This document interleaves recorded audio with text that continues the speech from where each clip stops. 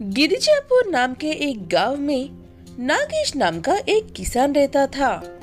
नागेश के खेत में हर साल अच्छी फसल होती है, जैसे कि बाकी के किसानों के खेत में होती है, और इस बात से नागेश खुश भी था।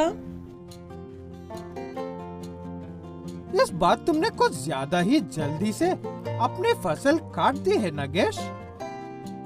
मैं भला अपना फसल क्यों काटूंगा, वो भी इतनी जल्दी?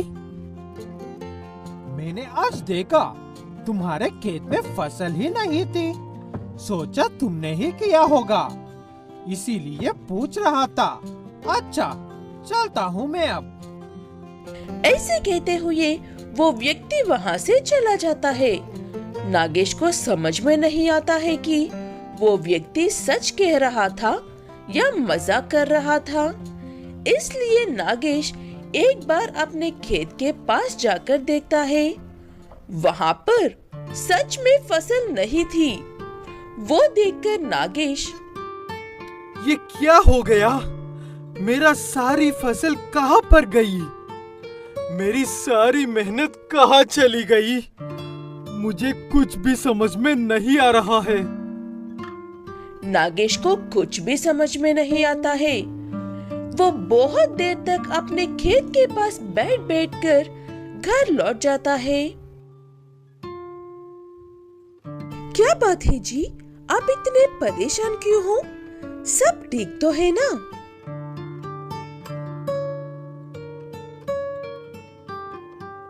कुछ भी ठीक नहीं है। पता नहीं ये सब मेरे साथ ही क्यों होता है। ऐसे कहते हुए नागेश अपनी पत्नी को सारी बात बताता है। वो बात सुनकर नागेश की पत्नी भी दुखी होती है, लेकिन उसे वो फसल गायब होने के पीछे का राज पता था। शायद आपको याद नहीं है, लेकिन आपने और आपके दोस्त पवन ने कुछ किया था। अच्छा या बुरा मुझे नहीं पता, लेकिन ये जरूर इससे संबंधित है। अपनी पत्नी की बात सुनने के बाद नागेश को भी ऐसा ही लगता है, इसलिए वो अपने दोस्त से मिलने के लिए जाता है। पवन भी अपने घर में उदास बैठा हुआ था। नागेश उसे वजह पूछने पर वो भी कहता है कि उसकी सारी फसल अचानक से गायब हो गई है। मेरे साथ भी ऐसा ही हुआ है पवन। मुझे लगता है कि जरूर ये उसी की वजह से हो रहा है। हमें उसे कैद नहीं करना चाहिए था। उसने हमें चेतावनी दी थी। शायद तुम सही कह रहे हो। चलो उसे आजाद करते हैं, इससे पहले कि वो किसी और की भी फसल बर्बाद कर दे। नागेश और पवन ने एक चुड़ैल गाय को पकड़कर एक जादुई गाय जैसे घर में उस गाय को कैद करके एक बहुत बड़ी चाबी से ताला लगा दिया था, ताकि वो किसी और को परेशान ना कर पाए। इसलिए उसे उस घर में बंद करने तक ही नागेश और पवन को पता था। उसके बाद क्या करना चाहिए ये उन दोनों में से किसी को भी नहीं पता था। इसलिए नागेश ने उस घर को वही अपने खेत में दफन कर दिया और पवन वो चाबी अपने खेत में छुपा दिया था। अब वो दोनों उसी को आजाद कर रहे हैं।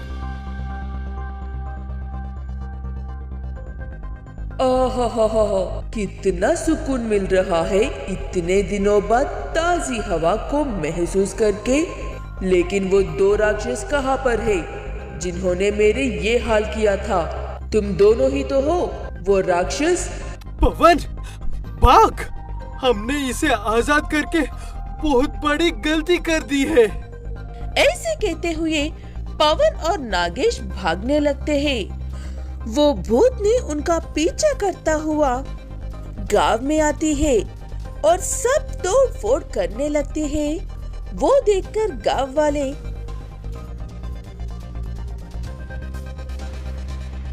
मैंने कहता था कि भूत सच में होते हैं, लेकिन कोई भी मेरी बात नहीं मानता था। कोई तो बचाओ मुझे इससे। पवन अपने घर में जाकर छुप जाता है और नागेश अपने घर में जाकर छुप जाता है। नागेश अपनी पत्नी से कहता है कि उसने डर कर भूत को आजाद कर दिया है और ये भी कहता है कि ये सब कैसे शुरू हुआ है। एक दिन पवन कहीं से अपने खेत में एक बड़ी सी चाबी पकड़कर लेकर आया था। उस चाबी पर एक मंत्र को पढ़ते ही अपने खेत से ये घर निकलकर आया और कहीं ये भूतनी चुंबक की तरह आकर उसमें कैदी हो गई। हम डर गए थे, इसीलिए उसे वहाँ पर दफन कर दिया।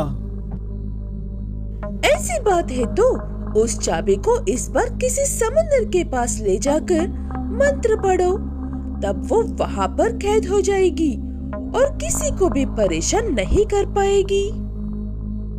ठीक है कहकर नागेश अपना चेहरा छुपाते हुए पवन के घर जाकर सारी बात बताता है। ठीक है कहकर दोनों चाबी को समंदर के बीच में ले जाकर मंत्र पढ़ते हैं।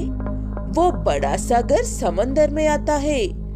वो गाय फिर से उसमें कैद हो जाती है और शायद इस बार हमेशा के लिए।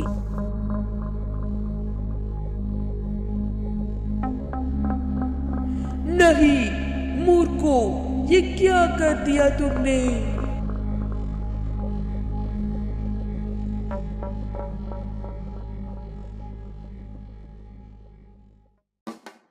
गंगाधर को सबसे ज्यादा दिखने का शौक है, जैसे कि सबसे अच्छा दिखना, सबसे समझदार लगना और उनको उससे कम समझना।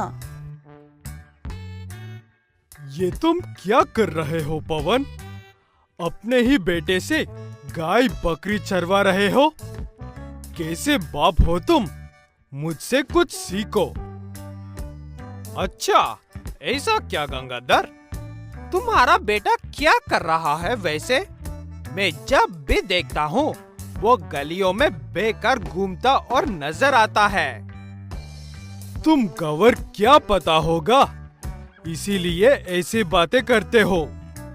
वो पढ़ाई कर करके थक जाता है, इसीलिए कभी कभी ताजी हवा खाने के लिए बाहर निकलता रहता है। देखना एक दिन बेटा कितना बड़ा इंसान बनेगा। ऐसे कहते हुए गंगाधर वहाँ से चला जाता है और गांव में मिलने वाले हर किसी को बेइज्जत करके अपने बेटे के बारे में बड़ी बड़ी बातें करता है। लेकिन सच कहो तो गंगाधर को भी नहीं पता कि उसका बेटा क्या पढ़ रहा है और क्या करने वाला है।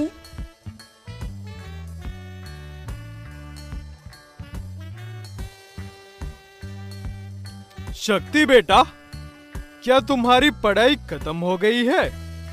कौन सी नौकरी करने वाले हो और कौन सी पढ़ाई कर रहे हो, बताओ मुझे। मैं लोगों से ये तो कह देता हूँ कि मेरा बेटा पढ़ाई कर रहा है और बहुत बड़ा आदमी बनेगा, लेकिन मैं ये नहीं कह पाता हूँ कि क्या पढ़ रहा है और क्या बनेगा। बस कुछ दिन और पिताजी, फिर सबको पता चल जाएगा कि मैं क्या करने वाला हूँ। तब तक के लिए आपको बता दूं कि मैं बेहतर व्यापार कैसे करते हैं, इस बात की पढ़ाई कर रहा हूँ।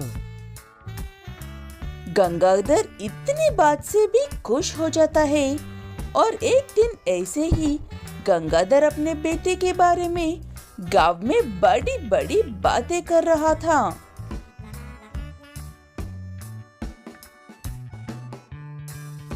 मेरा बेटा व्यापार कैसे करता है, इस बात की पढ़ाई कर रहा है।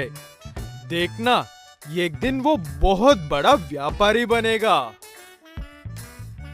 ऐसे गंगाधर अपने बेटे की तारीफ कर रहा था, तभी शक्ति अपने साथ कुछ गधे अपने साथ लेकर वहां से गुजर रहा था। उसे देखकर गांव वाले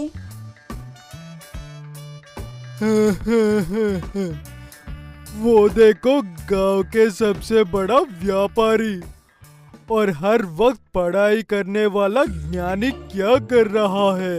हा हा हा हा हा। इससे अच्छा तो मेरा बेटा है गंगाधर। वो बकरियों और गाय के दूध का व्यापार करता है और अच्छे खासे पैसे कमा लेता है, अनपढ़ होने के बावजूद भी। ऐसे कहते हुए कुछ गुस्सा होकर तो कुछ लोग गंगाधर का मजाक उड़ाकर वहां से चले जाते हैं। अपमानित गंगाधर घर पहुंचकर अपने बेटे से ऐसे कहता है।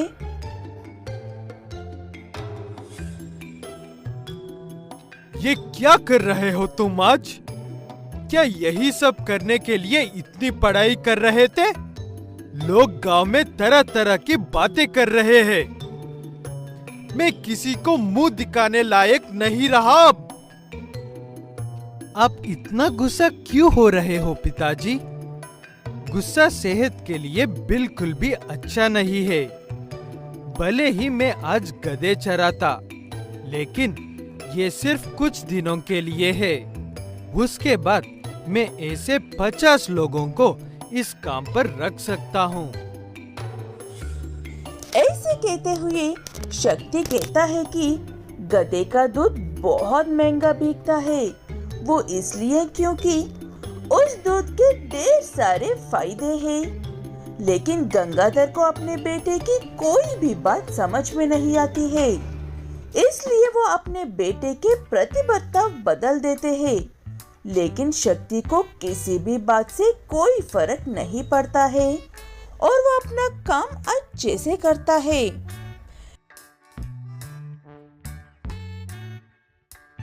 तुम्हारे पिता तो बड़ी बड़ी बातें करते थे कि मेरा बेटा ऐसा पढ़ाई कर रहा है, मेरा बेटा ऐसी पढ़ाई कर रहा है, वैसी पढ़ाई करता है कहकर।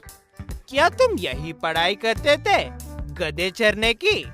मुझसे कहते तो मैं मुफ्त में पढ़ा देता। सुनकर अच्छा लगा कि आप मेरी मदद करते हैं पवन काका, लेकिन यकीन मानो, मैंने जो पढ़ाई करके सीखा है वो आप मुझे नहीं सिखा पाते हैं। अगर आप वो सीखना चाहो तो मैं कभी भी सिखा दूंगा। ऐसे शक्ति अपनी बेइज्जती होने पर भी औरों से अच्छे से और सुकून से बात करता है। गांव वाले और शक्ति के पिता कभी भी उसके बर्ताव को समझ नहीं पाते हैं। कुछ दिनों बाद गांव में हर रोज सुबह एक से ज्यादा वैन आने लगते हैं और शक्ति के घर से दूध के कैंस भर भर कर ले जाने लगते हैं। उन वैन्स को देखकर गांव वाले और शक्ति के हाथ में ढेर सारे पैसे देखकर गंगाधर परेशान होने लगते हैं। शक्ति बेटा, मुझे भी सिखाओ ना, और हो सके तो पुरानी बातें भूल जाओ। शक्ति उन सब बातों पर ध्यान दिए बिना सबकी मदद करता है और उसी गधे का दूध बेचकर खुद का और पूरे गांव वालों का विकास करता है।